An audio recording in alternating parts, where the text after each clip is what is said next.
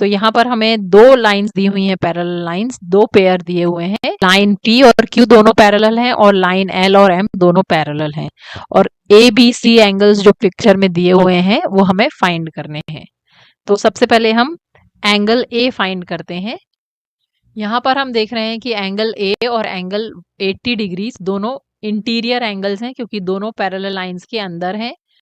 तो यहाँ पर हम लिखेंगे angle A plus 80 degrees is equal to 180 degrees. Interior angles का सम होता है 180 डिग्रीज, और ये हो जाएंगे interior angle.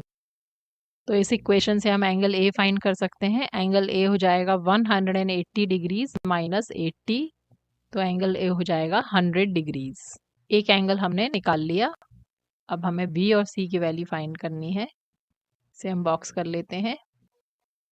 Now we have angle A, यहाँ पर हम लिख देते हैं as P is parallel to. Now L और M पैरेलल लाइंस हैं, तो एंगल C और 80 डिग्रीज दोनों ऑल्टरनेट एक्सटीरियर ऑल्टरनेट एंगल्स हो जाएंगे। दोनों ऑपोजिट साइड में है और दोनों लाइंस के बाहर है, L और M के बाहर है, 80 डिग्रीज और एंगल C।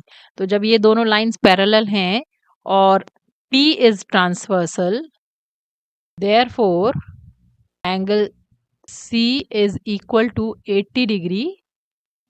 यहाँ पर हम लिखेंगे क्योंकि ये दोनों ऑल्टरनेट एक्सटीरियर एंगल्स हैं। अब हम फिर से P और Q पैरेलल लाइंस लेंगे, P और Q। अब P और Q दोनों पैरेलल हैं और M उनको कट कर रही है, तो ये एंगल B और एंगल C दोनों करस्पॉन्डिंग एंगल्स हो जाएंगे और दोनों इक्वल हो जाएंगे।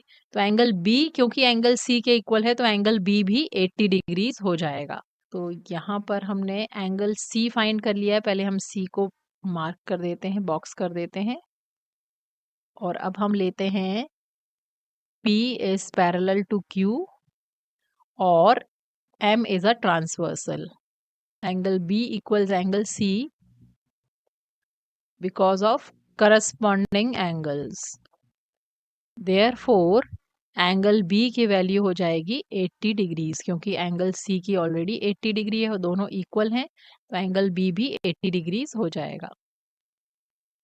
तो अब हमने तीनों एंगल्स की वैल्यू फाइंड कर ली है, A, B और C। एंगल A हो गया 100 डिग्रीज, एंगल B हो गया 80 डिग्रीज और एंगल C हो गया 80 डिग्री। ये हमारा फाइनल आंसर हो जाएगा। इसे हम बॉक्स करेंगे।